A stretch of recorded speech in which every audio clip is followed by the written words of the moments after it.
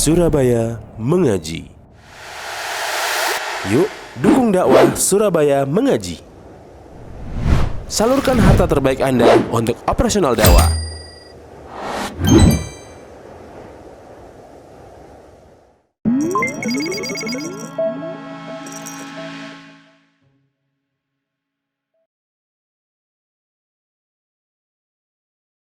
Kaum muslimin dan muslimah yang dimuliakan Allah Subhanahu wa taala. Alhamdulillah, pada kesempatan yang berbahagia kali ini kita masih diberikan kesempatan, diberikan taufik dan pertolongan oleh Allah untuk melaksanakan salat berjamaah dan dilanjutkan dengan menuntut ilmu syar'i. Dan tidak lupa kita senantiasa memohon kepada Allah ilmu yang bermanfaat dan kita berlindung kepadanya dari ilmu yang tidak bermanfaat. Allahumma inna nas'aluka ilman nafi'an wa na'udzubika min ilmin la yanfa'. Pada kesempatan malam ini kita akan membahas sebuah kutip atau risalah yang kecil yang ditulis oleh Profesor Dr. Abdul Razak bin Abdul Muhsin. Semoga Allah menjaga beliau berdua. Yang dimana risalah ini membahas tentang syarah Sayyidul Istighfar, yaitu makna-makna yang terkandung dalam Sayyidul Istighfar. Dan tentunya kalimat Sayyidul Istighfar ini sebuah kalimat yang tidak asing di telinga kita semuanya. Sayyidul Istighfar salah satu zikir yang insya Allah senantiasa kita baca setiap pagi dan petang, sebagaimana yang dicontohkan oleh Rasul Sallallahu Alaihi Wasallam. Oleh karenanya perlu bagi kita untuk merenungi, memahami bacaan Sayyidul Istighfar agar kita semakin semakin berkualitas bacaan zikir yang kita baca. Adapun makna dari Sayyidul Istighfar itu langsung kita baca di halaman ke-12. Karena dari halaman pertama sampai halaman ke-11 itu Syekh Abdul Razak menjelaskan tentang keutamaan istighfar. Ya, keutamaan istighfar di dunia dan juga nanti keutamaan istighfar bagi seorang hamba ketika di kehidupan akhirat. Di sini beliau mengatakan bahwa wafilah risalah bayanu siwatin adimatin min siyagil istighfar. Dalam pembahasan ini akan dijelaskan tentang salah satu redaksi. Jadi karena istighfar ini banyak redaksinya. Jadi bisa astaghfirullah, bisa astaghfirullah wa atubu ilaih, dan redaksi-redaksi istighfar yang lain. Ya. Maka yang dijelaskan dalam buku ini atau buku kecil ini, bayani siwatin adimatin min siyagil istighfar, akan dijelaskan tentang salah satu redaksi di antara redaksi-redaksi dalam beristighfar atau memohon ampun kepada Allah Subhanahu wa taala. Jalan bi sunnatin Nabiyil Karim sallallahu alaihi wasallam. Sebagaimana dijelaskan dalam sunnah atau petunjuk Nabi alaihi salatu wassalam. Bal hiya kama dzakara ahlul ilmi afdalu siyadil istighfar wa akmaluha. Ya. Jadi Sayyidul Istighfar ini kata para ulama adalah istighfar yang paling utama, istighfar yang paling lengkap dan paling istimewa, kata para ulama. Walihada yanbaghi an na'taniya bi hifdhi hadhihi as-sighah. Oleh karenanya perlu, sudah sepantasnya bagi kita muslim atau muslimah an na'taniya untuk memperhatikan Sayyidul Istighfar bi hifdhi hadhihi as-sighah, dengan menghafalkannya, wa fahmiha, dan memahaminya, wa dhabtiha wal amal biha, dan mengamalkan isi kandungannya. Ya. Jadi setelah kita baca, kita hafal, kemudian kita pelajari makna-makna yang terkandung dalamnya dan kita amalkan dalam kehidupan kita sehari-hari. Di sini beliau mengatakan Fa'ad Syaddad bin Aus radhiyallahu anhu. Jadi seorang sahabat yang bernama Syaddad bin Aus radhiyallahu taala anhu, Anin Nabi sallallahu alaihi wasallam qala, dari Nabi sallallahu alaihi wasallam beliau bersabda, Sayyidul Istighfar an yaqul al-abdu. Yang dimaksud dengan Sayyidul Istighfar, ya pemimpin atau penghulu istighfar, kata Nabi, an yaqul al-abdu, Itu seorang hamba membaca atau mengucapkan Allahumma anta rabbi, wahai Allah sesungguhnya Engkau adalah Tuhanku. La ilaha illa anta, tidak ada Tuhan yang berhak disembah, berhak diibadahi kecuali Engkau ya Allah. Khalaqtani, Engkaulah yang menciptakan aku, wa ana abduka, dan aku adalah hambamu. Wa ana ala ahdika wa wa'dika mastata'tu, dan aku senantiasa berada dalam perjanjian denganmu sesuai dengan kemampuanku. A'udzu bika min syarri ma sana'tu, aku berlindung kepadamu ya Allah dari kejelekan apa yang aku berbuat, apa yang aku lakukan. Abu'u laka bi ni'matika alayya, aku mengakui nikmat-nikmat yang Kau berikan kepadaku.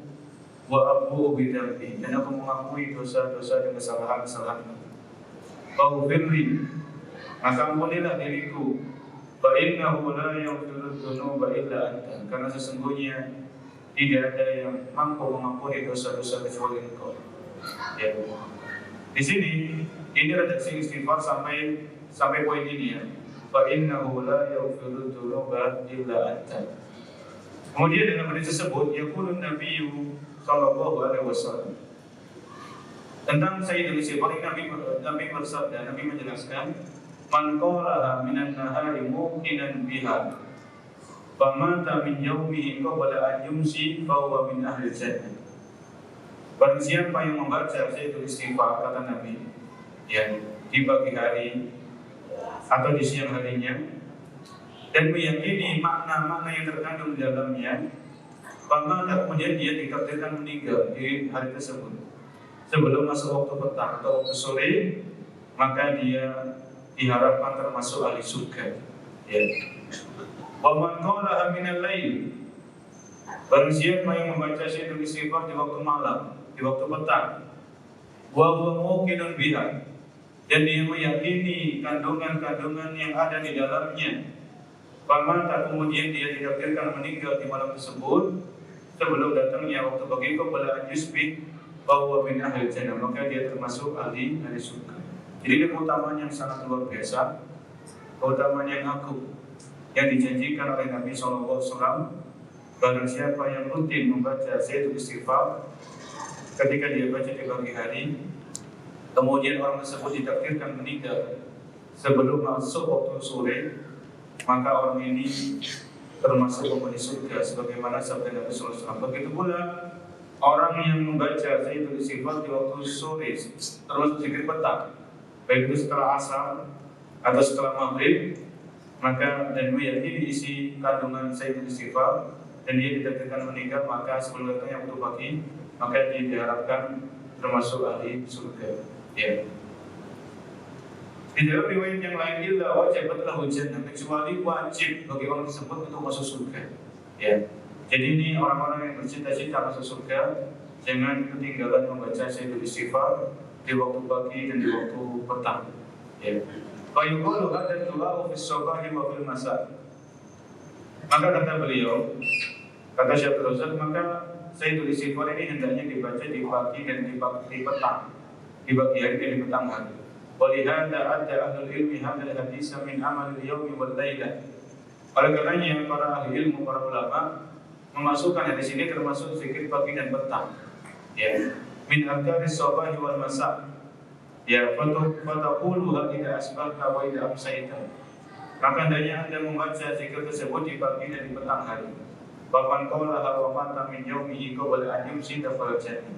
Barang siapa yang membacanya dan meninggal di hari tersebut sebelum masuk waktu sore, maka dia bisa masuk surga. Bapan qaulaha min lailihi wa mata qabla an yusbiha farajani. Barang siapa yang membacanya di malam hari, di petang hari sebelum datangnya, kemudian dia meninggal sebelum datangnya waktu pagi, maka dia bisa masuk surga. Wajibat lahu. Ya. Maka ini keutamaan atau redaksi dari Sayyidul Istighfar. Ya. Kemudian tentang Sayyidul Istighfar ini disebutkan oleh beliau tentang makna-makna yang terkandung dalam Sayyidul Istighfar di halaman 16. Ya, di halaman 16. Wa fi ma yali waqfatun ma'ani hadzal istighfar. Dan berikut ini kata beliau akan dijelaskan tentang makna-makna yang terkandung dalam redaksi dari Sayyidul Istighfar. Qaulun Nabi sallallahu alaihi wasallam fi awal doa. Ketika Nabi mengucapkan di awal Sayyidul Istighfar, Allahumma anta rabbi la ilaha illa anta khalaqtani, Allahumma. Jadi Nabi memulai Sayyidul Istighfar dengan perkataan, dengan ucapan Allahumma. Kata Syekh Razak, hadhihi kalimatu ma'naha bil ittifaq ay ya Allah. Jadi kata Allahumma itu dalam dalam maknanya yaitu kita memanggil ya Allah. Wahai ya Allah, wahai Zat yang Maha disembah. Ya Allah. Wa hiya taridu katsiran fil adiyati wa al-waridati fi kitabillahi wa fi sunnati Nabi sallallahu alaihi wasallam. Ya. Dan lafaz Allahumma ini sering kita dapatkan di dalam doa-doa baik itu dari Al-Qur'an ataupun dari As-Sunnah. Ya. Allahumma ini as'aluka ilman nafi dan seterusnya dan yang semisalnya. Ya. Yaqulu Ibnu Qayyim rahimahullah wa la khilafa anna lafdhata Allahumma ma'nahu ya Allah. Ya. Ibnu Qayyim rahimahullah mengatakan dan tidak ada perbedaan pendapat di kalangan para ahli ilmu bahwasanya ucapan Allahumma itu maknanya adalah ya Allah. Ya, kita menyeru, kita memanggil Allah Subhanahu wa taala, Zat yang Maha mendengar, Zat yang Maha mengetahui apa yang kita panjatkan kepadanya. Walihada la tusta'malu illa fil talab. Oleh karenanya lafaz Allahumma ini tidaklah dipakai kecuali dalam permintaan, permohonan atau dalam doa. Kata Ibnu Qayyim, fala yuqalu Allahumma ghafurur rahim. Maka tidaklah diucapkan ya Allah yang Maha Pengampun, Maha Penyayang, tapi Allahumma ighfirli warhamni. Ya Allah, ampunilah diriku dan rahmatilah. Jadi Allahumma ini kita gunakan untuk permintaan, permohonan atau doa. Allahumma yassir umurana. Ya Allah, mudahkanlah urusan-urusan kami. Allahumma yassir umurana. Allahumma rizqni misalnya. Ya Allah, berikan rezeki kepada kami. Jadi Allahumma ini untuk doa. Untuk doa. Wa qulu, ya, dan ucapan dalam Sayyidul Istighfar, Allahumma anta rabbi la ilaha illa anta khalaqtani wa ana abduka. Ya Allah, sesungguhnya Engkau adalah Tuhanku. Tidak ada Tuhan yang berhak disembah kecuali Engkau. Engkau yang menciptakan aku dan Engkau adalah hamba-Mu. Fihi al-jam'u baina tauhidaini. Dalam redaksi ini, ya, sampai apa redaksi wa ana abduka dan aku adalah hamba-Mu, maka dalam hal ini Nabi menyebutkan atau mengumpulkan antara dua macam tauhid. Ya. Yajma'u baina tauhidaini. Tauhidul ma'rifati wal isbat wa tauhidul iradati wal talab. Ada yang namanya tauhid al-ma'rifah wal isbat wa tauhidul iradati wal talab. Tauhidul ma'rifah wal isbat ini tauhid rububiyah dan tauhid asma wa sifat. Adapun tauhidul iradati wal talab ini tauhid uluhiyah. Ya, ini ungkapan-ungkapan yang lain dari para ulama ketika menyebutkan tentang tauhid rububiyah, tauhid uluhiyah dan tauhid asma wa sifat. Ada yang mengungkapkan tauhidul ma'rifah wal isbat. Ya. Dan tauhidul iradati wal talab. Fa inna tauhid alladhi umirna bi tahqiqihi wal ityani bihi wa takmilihi yanqasimu kama bayyana ahlul ilmi ila ismail. Karena sesungguhnya tauhid yang kita diperintahkan untuk mewujudkannya, mempraktekkan tauhid dalam kehidupan kita sehari-hari dan menjaga kesempurnaan tauhid itu ada yang membagi, yaitu dua hal. Membagi tauhid dengan dua hal.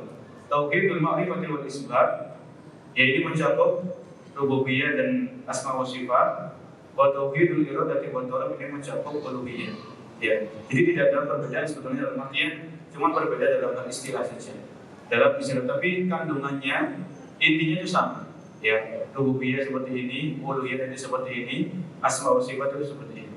Ya. Amma tauhidul ma'rifati wal isbat, ini kata beliau. Adapun yang disebut dengan tauhid ma'rifah, pengetahuan dan penetapan isbat, bahwa muta'alliqun bil iqrar. Maka ini berkaitan dengan pengakuan.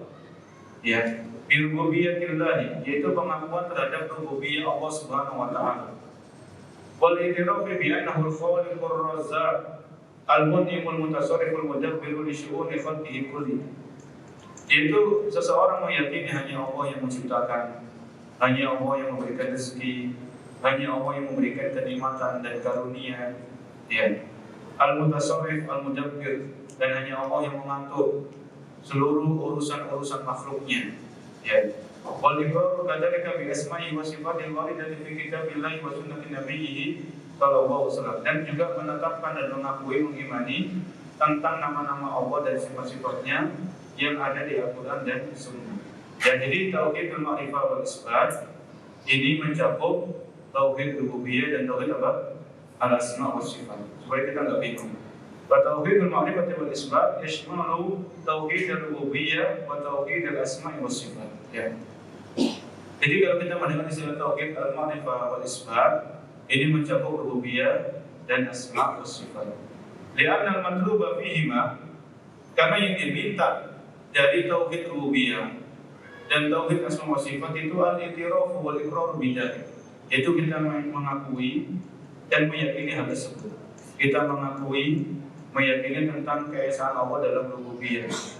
Tauhid huwa bi af'alihi, yaitu mengesahkan Allah dalam hal perbuatannya, seperti menciptakan, memberikan rezeki, memberikan nikmat, menghidupkan dan mematikan, mengatur alam semesta dan isinya, dan yang semisal dengannya. Ya. Jadi ini istilah dari para ulama, yaitu tauhidul ma'rifati wal isbat. Kemudian yang kedua, tauhidul iradati wa talab. Ya. Bahwa tauhidul ibadah, yaitu seseorang mengikhlaskan ibadahnya hanya untuk Allah Subhanahu wa taala. Kalau kita perhatikan tadi dalam surat Al-Istighfar, istighfar, Allahumma anta rabbi. Ya Allah, sesungguhnya Engkau adalah Tuhan. Ya. Kemudian kita mengucapkan khalaqtani, Engkau lah yang menciptakan aku. Hada tauhidul ma'rifati wal isbat, al-iqraru lillahi bil rububiyyati wa annahu wahdahu al-khaliq wa la khaliqa illa Allah. Ya.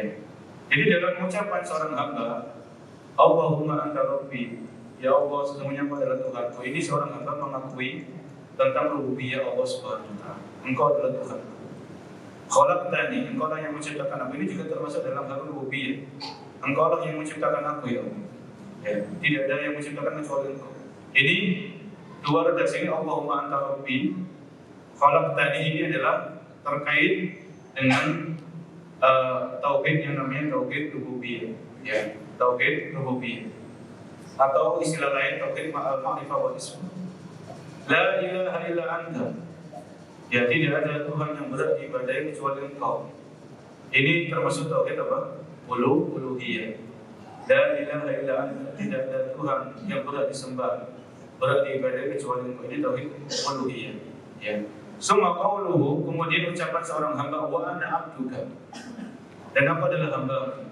Hada tauhidul iradati wa talab, ikhlasu dini lillahi subhanahu wa ta'ala. Ketika seorang hamba berikrar, dia mengucapkan wa ana abduka, dan aku adalah hambamu, ya Allah. Ini menunjukkan bahwasanya seorang hamba itu harus mengikhlaskan semua ibadahnya untuk Allah, karena dia mengakui saya ini hambamu, ya Allah. Ya, jadi seluruh apa yang saya kerjakan, seluruh apa yang aku lakukan itu hanya untuk Engkau. Ini maksud dari perkataan wa ana abduka. Ya, di sini kita mengakui hanya Allah yang berhak disembah, dan seluruh ibadah yang kita lakukan tertuju hanya kepadanya, kepada Zat yang Maha Esa, yaitu Allah Subhanahu wa taala. Bahwa pada hadatu al-jami' baina hadaini tauhidaini alladaini huma aslul usuli wa ahammuha wal inayatu biha muqaddamatun ala inayati bi kulli amrin. Jadi Sayyidul Istighfar ini dimulai dengan tauhid. Ya, dimulai dengan tauhid, mengikrarkan, mengakui, ya, mengimani, ya Allahumma anta rabbi la ilaha illa anta khalaqtani wa ana abduka. Jadi semuanya terkandung dalam di dalamnya itu masalah tauhid.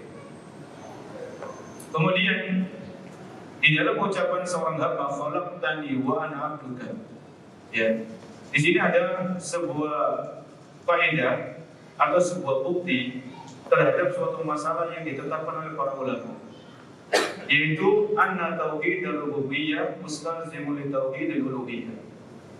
Tauhid rububiyah itu mewajibkan seseorang untuk meyakini tauhid uluhiyyah.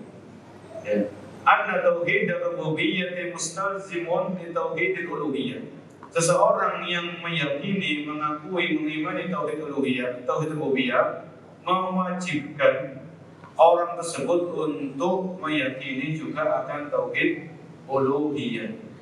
Ya. Fa idza aqarra al-'abdu bi annahu la khaliqa illa Allah. Kalau seorang hamba itu meyakini, mengimani tidak ada yang menciptakan kecuali Allah, ya, Allah ya'budu illa Allah, maka hendaknya dia tidak menyembah kecuali kepada Allah. Kan begitu konsekuensinya.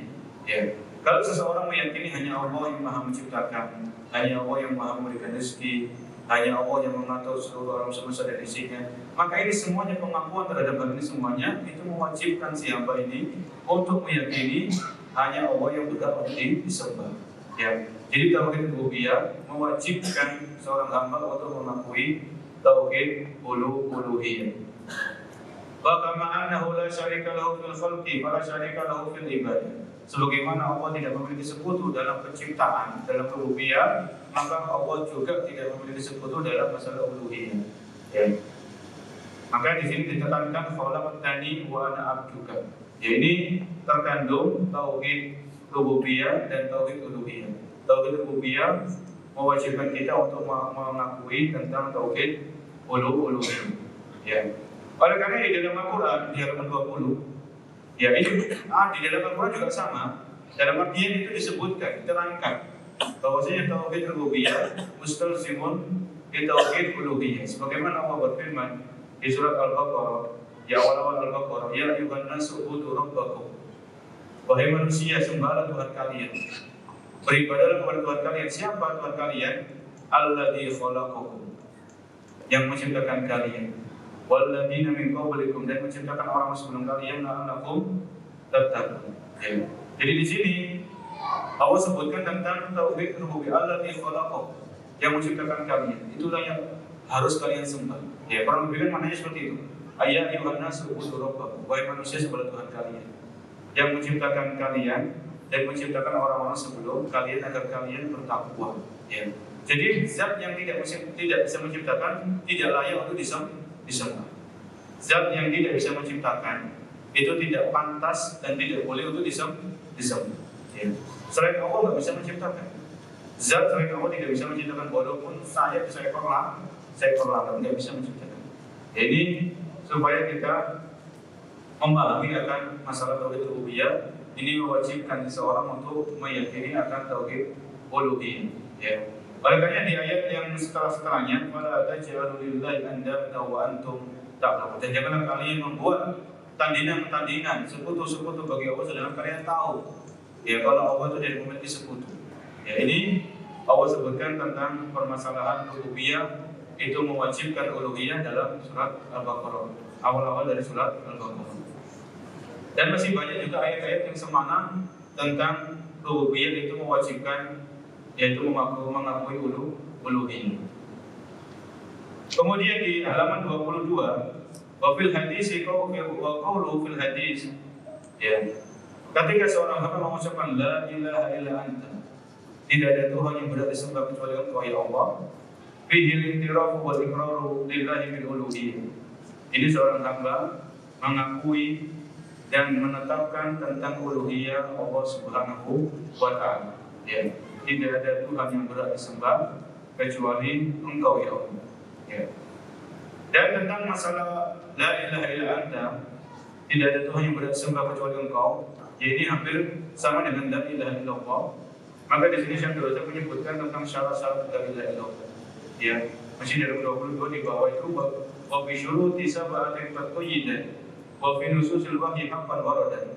Ya, wa bi syuruti sab'ah, dan dengan 7 syarat itu kalimat la ilaha illallah ini dijelaskan, diikat.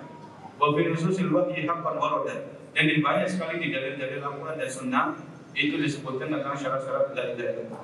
Fa innahu la yantafi'u qailuha, karena tidak akan membawa manfaat bagi yang mengucapkannya. Bindutki hatta yastakmilah.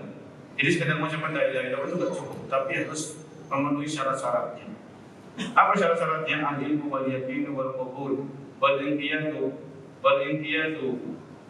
ya wal inqiyadu fa'adiri ma aqul as-sidq wal ikhlas wal mahabbah wa faqahu lima ahabba. Jadi syarat-syarat dari al-ilmu, al-yaqin, al-qabul, al-inqiyad. As-sidqu, al-ikhlas, al-mahabbah. Jadi ada 7. Ya, ada 7. Ini nanti ada pembahasan sendiri tentang syarat-syarat la ilaha illallah. Ya.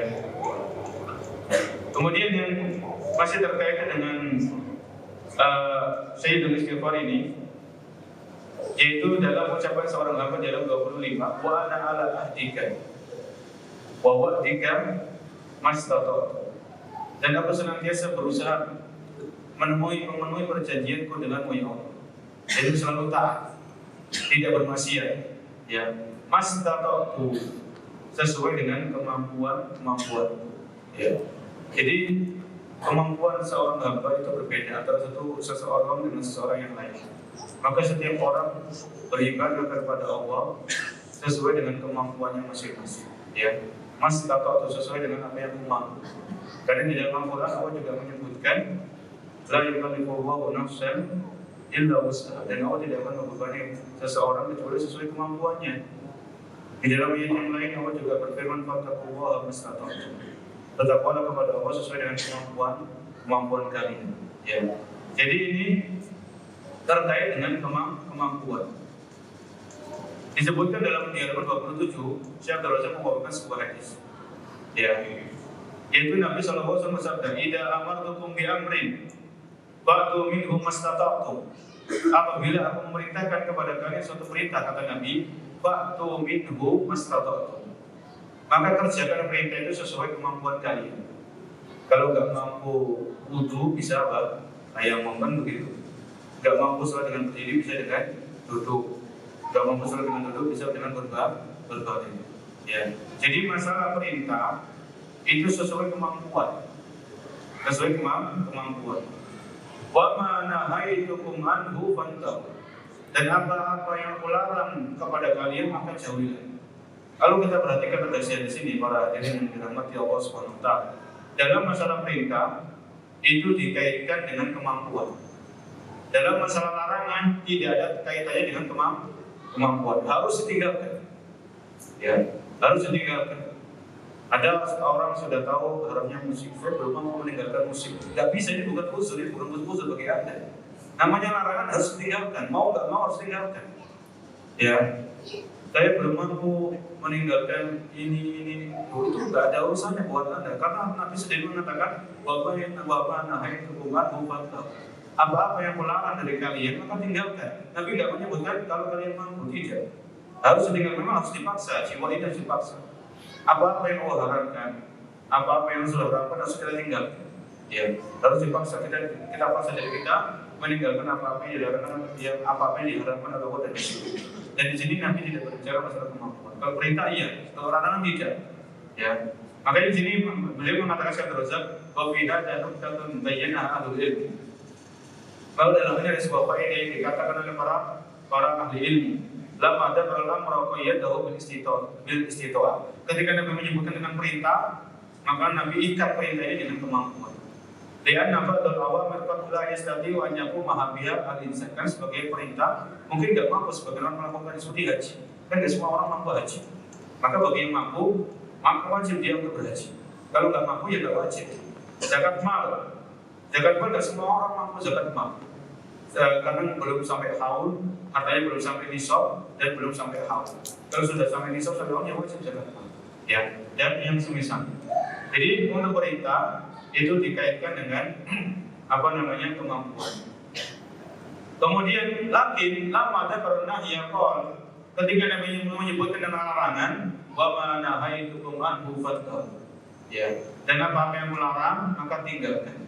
Nabi tidak mengucapkan mastata'tum, apa yang kalian mampu. Nabi tidak berkata seperti itu. Ya, li'anna kama qala ulama, sebagaimana para ulama mengatakan nahi tarakun. Yang namanya larangan itu cuma meninggalkan. Nabi melarang isbal, ya sudah tinggalkan, jangan isbal lagi. Saya nggak mampu, saya masih ingin isbal, saya ingin bergaya, nggak ada alasan, nggak ada uzur. Ya, maka ini kita perhatikan. Ya ini dia camkan betul-betul lah di sini, kita camkan bersama redaksi dari Nabi, wa ma nahaitukum anhu fattaqu, apa yang melarang maka tinggalkan secara keseluruhan. Ya, secara keseluruhan. Kalau memang kita masih diuji dengan apa yang diharamkan, kita minta ya Allah, saya tahu ini haram. tolong mudahkan aku untuk meninggalkan yang haram ini. Minta sama Allah Subhanahu wa taala. Hanya Allah yang bisa memberikan hidayah taufik ya. Kita sering dengan ceramah, sering dengan kajian, sering bertaklim, tapi semuanya kembali kepada hidayah taufik, dan itu hanya milik Allah Subhanahu wa taala ya. Jadi ini tadi berkaitan dengan redaksi Sayyidul Sifat, yaitu mastata'tu, sesuai dengan apa yang aku mau ya, sesuai dengan apa yang aku mau. Dan kita harus jujur dalam masalah perintah ya. Dalam masalah perintah itu kita harus jujur. Kita perintahkan kita sedekah, ya sudah, sedekahkan sesuai kemampuan ya, sesuai dengan kemampuannya. Saya mampunya sedekah segini, maka sedekah ya. Jangan membukanya baru sedekah, karena sedekah tidak harus membuka acaranya baru sedekah ya. Ya sesuai kemampuan kita masing-masing, mau sepekan sekali, mau sepekan 2 kali, sesuai kemampuan masing-masing. Yang perlu itu semangat. Sholat malam itu kan 8 rakaat, sholat malam 3 rakaat, pikirkan 11. Tapi kan kita belum mampu, kecuali Ramadan ya. Ramadan kan bareng-bareng kan ya, jamaah terawih. Tapi di luar Ramadan ya Allah a'lam, mampu yang mampu ya alhamdulillah. Kalau yang nggak mampu ya masa nggak sholat malam sama sekali, kan enggak ya. Maka tetap sholat malam walaupun 2 rakaat, salam kemudian witir 1 rakaat ya, itu kita rutinkan. Yang mampu ya seperti itu. Kalau memang lagi semangatnya ya tambahkan ya. Jadi sesuai kemampuan para hadirin sekalian yang dirahmati Allah Subhanahu. Kemudian ketika Nabi mengajarkan dalam Sayyidul Sifat, masih dalam 28 ini, ketika seorang hamba mengucapkan Abu laka bi nikmatika alayya wa abu bi dhanbi ya. Maksudnya Abu laka bi nikmatika alayya, Abu ay a'tarifu wa uqirru. Aku mengakui ya. Aku mengakui nikmat-nikmat yang Engkau berikan kepadaku ya. A'tarifu wa uqirru laka bi nikmatika alayya. Aku mengakui segala macam kenikmatan yang Engkau karuniakan kepadaku ya. Dan begitu pula aku mengakui dosa-dosa yang aku kerjakan, kesalahan-kesalahan yang pernah aku lakukan ya. Maka dalam hal ini kata Syekh Razak, fa fihi al-jam'u baina musyahadatil minnati wa mutawala'ati aibin nafsi wal amal. Maka dalam hal ini seorang hamba mengumpulkan 2 hal, yaitu mengakui nikmat Allah dan mengakui kekurangan diri sendiri ya. Mengakui nikmat-nikmat yang Allah berikan dan mengakui kelemahan dan dosa-dosa yang kita kumpulkan, yang kita koleksi sampai selama ini ya. Wa musyahadatul minnah, ketika seorang hamba itu mengakui nikmat yang Allah berikan kepadanya, ini akan mengundang rasa cinta. Tujibul mahabbata wa syukra li waliyin ni'am wal ihsan ya. Jadi kalau kita renungkan, Allah kasih kita nikmat itu banyak, nikmat Allah yang kita diberikan kepada kita tidak terhitung jumlahnya. Maka ini menimbulkan rasa cinta kepada Allah Subhanahu wa taala dan berusaha untuk bersyukur kepadanya ya. Bersyukur kepadanya atas nikmat-nikmat yang tidak terhitung jumlahnya tersebut. Wa mutawala'ati aibin nafsi tujibu lahu dhulla wal inkisar wal iftiqar wa taubah fi kulli waqtin. Ketika kita mengakui bahwa aku akui kesalahanku, aku akui dosaku, ini mewajibkan seorang hamba itu atul, yaitu menghinakan diri di hadapan Allah ya, memelas di hadapan Allah Subhanahu wa taala, merasa butuh kepada Allah Subhanahu wa taala dan berusaha bertaubat ya di setiap waktu. Fala yara rabbahu illa muhsinan mutafaddilan wala yara nafsahu illa mudniban muqassiran ya. Ketika seorang hamba mengucapkan Abu laka bi nikmatika alayya wa abu bi dhanbi, maka seorang hamba melihat, maksudnya mengakui bahwasanya Allah itu Maha Baik, muhsin, mutafaddil, sangat dermawan, memberikan nikmat-nikmat yang begitu banyak yang tidak terhitung jumlahnya. Wala yara nafsahu illa mudniban muqassiran. Seorang hamba tidaklah melihat dirinya kecuali hamba yang berlumuran dosa, yang banyak dosanya, dosa mata, dosa telinga, dosa lisan, dosa hati. Banyak ya, semua anggota tubuh kita berpotensi untuk melakukan dosa. Semua anggota tubuh kita sangat berpeluang untuk melakukan dosa. Maka kita butuh sering-sering istighfar dan mohon ampun kepada Allah Subhanahu wa taala. Abu bi nikmatika. Aku nikmatmu ya Allah kepadaku. Jadi ini seorang hamba mengakui nikmat itu datangnya dari Allah. Sebagaimana Allah berfirman, dalam An-Nahl 53 ayat 29 disebutkan oleh Syekh Razak, beliau menukil firman Allah, "Wa ma bikum min nikmatin fa minhu." Dan apa yang ada pada diri kalian dari kenikmatan, fa min Allah, maka datangnya, sumbernya, asalnya dari Allah Subhanahu wa taala. Nikmat yang besar seperti nikmat iman, nikmat Islam, ini datangnya dari Allah. Nikmat-nikmat yang kecil itu juga datangnya dari Allah Subhanahu wa taala. Ya, seluruh nikmat itu datangnya dari Allah. Oleh karenanya kita mengakui Abu laka bi nikmatika alaihi. Aku akui segala nikmat yang Kau berikan kepada. Iktirafun minhu bi jami'i ni'amillah. Di sini seorang hamba mengakui bahwasanya seluruh nikmat itu datangnya dari Allah. Nikmatul iman, nikmatul afiyah, nikmatul walad, ya, nikmat keamanan, nikmat iman, nikmat kesehatan, nikmat adanya anak, ya, nikmat rumah, tempat tinggal, semuanya itu datangnya dari Allah Subhanahu wa taala. Dan kenikmatan-kenikmatan itu mewajibkan kita untuk bersyukur, sebagaimana yang sering dilakukan, sering disebutkan, bersyukur dengan hati, bersyukur dengan lisan, dan bersyukur dengan anggota badan atau al-jawari. Ya, bersyukur dengan hati itu mengakui semua nikmat datangnya dari Allah. Bersyukur dengan lisan, sering-sering kita memuji Allah Subhanahu wa taala. Bersyukur dengan anggota badan, kita gunakan nikmat itu untuk ketaatan, bukan untuk maksiat. Ya. Jadi setiap nikmat yang menjauhkan kita dari Allah itu hakikatnya musibah. Ya. Setiap kenikmatan yang justru nikmat ini malah melalaikan kita, menjauhkan kita dari Allah, bukan nikmat tapi nikmat, itu musibah. Ya. Maka kita introspeksi diri. Allah kasih kita banyak fasilitas, banyak nikmat. Apakah seluruh fasilitas tersebut semakin mendekatkan diri kita kepada Allah, atau justru malah semakin menjauhkan kita dari Allah? Ini kan kita perlu menjawab pertanyaan tersebut. Ya. Maka ini terkait dengan masalah bersyukur. Kemudian Abu bidambi, yaitu aku mengakui dosa-dosaku. Ini ada dua makna. Ya. Ada dua makna di halaman 30. Makna yang pertama, a'tarifu bidambi bi'adami qiyami bi syukri nikmatika ala wajhil akmal. Aku mengakui dosaku ya Allah, ketika aku belum mampu bersyukur atas nikmat-nikmat-Mu secara sempurna. Ya. Karena bersyukur ini bukan hal yang mudah, bukan hal yang gampang. Kalau bersyukur itu mudah, maka kan banyak hamba-hamba yang bersyukur. Tapi di dalam Al-Quran bahwa qalilun min ibadiyah asyukur, dan sedikit hamba-Ku yang bersyukur. Allah mengatakan sendiri dalam Al-Quran, sedikit hamba-hamba-Ku yang bersyukur. Ya. Jadi kalau sedikit itu kan menunjukkan bersyukur ini bukan hal yang mudah, ya, bukan hal yang gampang. Bahkan Nabi sendiri SAW itu mengajarkan kita doa, Allahumma inni ala dzikrika wa syukrika. Ya Allah, tolonglah aku untuk senantiasa berzikir kepadamu, mengingatmu, dan mensyukuri nikmat-nikmatmu atas diriku. Ya. Jadi bersyukur ini, jadi kalau kita mengucapkan bahwa aku bidambi, aku akui kesalahan, aku akui dosaku. Di antara makna dalam hal ini adalah aku mengakui bahwasanya aku ini hamba yang kurang bersyukur atas nikmat-nikmat yang Kau berikan kepadaku. Ya, maka ketika kita mengakui diri kita kurang bersyukur, kita mohon ampun kepada Allah Subhanahu wa taala. Adapun makna yang kedua, di halaman 31, makna akhar, iktirafun bi wuqu'i dzambi mutlaqan.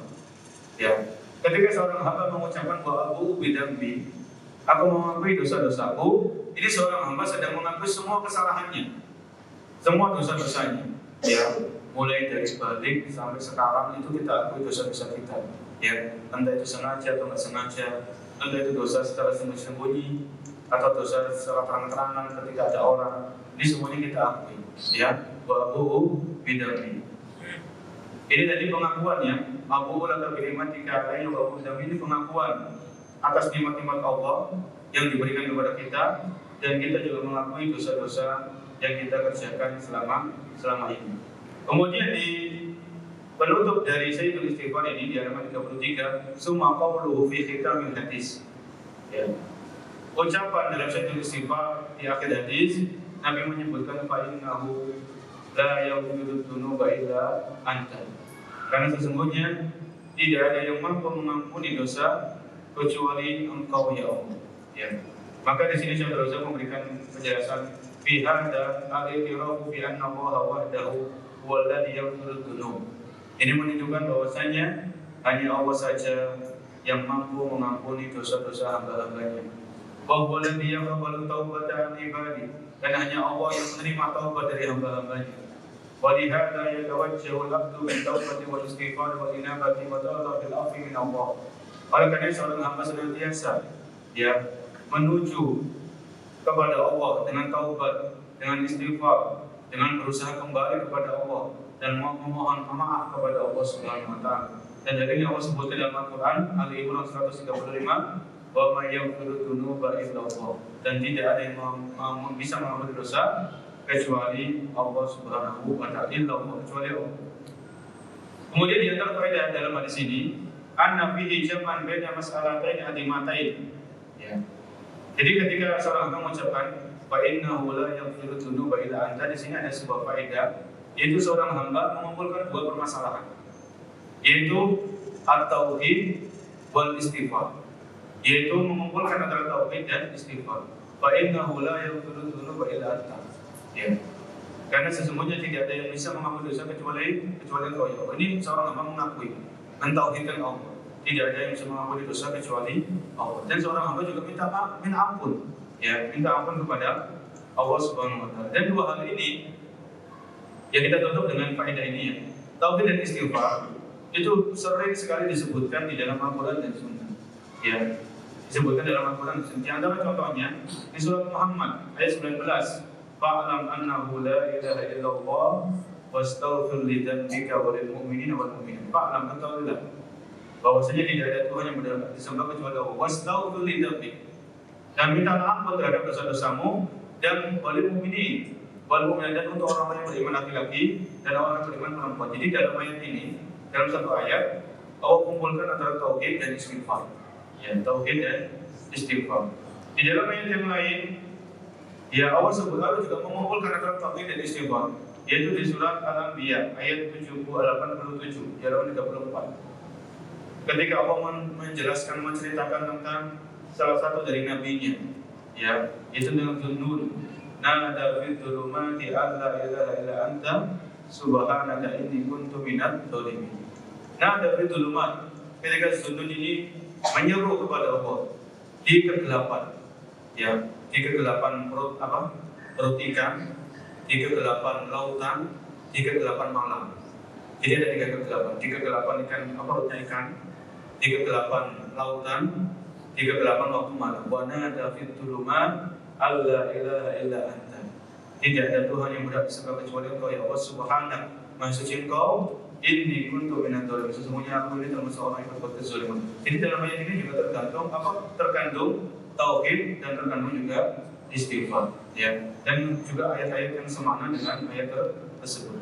Jadi ini kandungan dari Sayyidul Istighfar di halaman 35. Kesimpulannya, ada 6 atau sampai 8 kandungan, 8 poin. Sebutkan oleh Syekh Razak. Yang pertama, fa'il iqraru lillahi wahdahu bil uluhiyyati wal uluhiyyah. Ketika seorang membaca Sayyidul Istighfar, seorang hamba mengakui tentang rububiyah dan uluhiyah Allah Subhanahu wa taala. Wa fi'il i'tirafu bi annahu al-khaliq. Dan dalam Sayyidul Istighfar seorang hamba mengakui Allah Maha menciptakan. Wa fi'il iqraru bil ahdi alladhi akhadahu Allah 'ala ibadihi. Dan dalam Sayyidul Istighfar terhadap pengakuan seorang hamba, perjanjian seorang hamba kepada Allah Subhanahu wa taala untuk berusaha senantiasa taat dan menjauhi maksiat. Wa fi'il raja'u bima wa'adahum bihi. Dan dalam Sayyidul Istighfar terdapat harapan, harapan akan ampunan dari Allah Subhanahu wa taala. Wa fi'il isti'adatu min syarri ma jana 'ala nafsihi. Dalam Sayyidul Istighfar terdapat permohonan perlindungan. Kita minta perlindungan kepada Allah dari keburukan apa yang kita kerjakan. Wa fihi idafatun ni'ami ila mujidiha wa musdiha.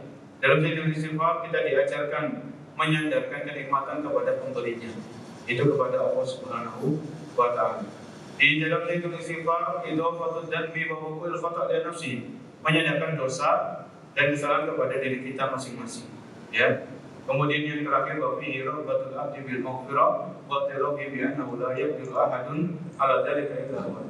Di sini harapan seorang hamba terhadap ampunan Allah Subhanahu wa taala, karena seorang hamba meyakini tidak ada yang bisa mengampuni dosa-dosanya kecuali Allah Subhanahu wa taala. Mungkin ini bisa kita sampaikan pada kesempatan malam hari ini. Semoga dengan membaca risalah yang singkat ini semakin menyadarkan kita akan pentingnya Sayyidul Istighfar, Jadi ketika kita baca syahadat istighfar, kita sambil merenunginya, meresapi makna-makna yang ada di dalamnya, dan kita amalkan dalam kehidupan kita sehari-hari. Wallahu a'lam, semoga bermanfaat. Kurang lebihnya kami mohon maaf sebesar-besarnya. Kita akhiri subhanallahi wa bihamdika, asyhadu an la ilaha illa anta, astaghfiruka wa atubu ilaik. Assalamualaikum warahmatullahi wabarakatuh.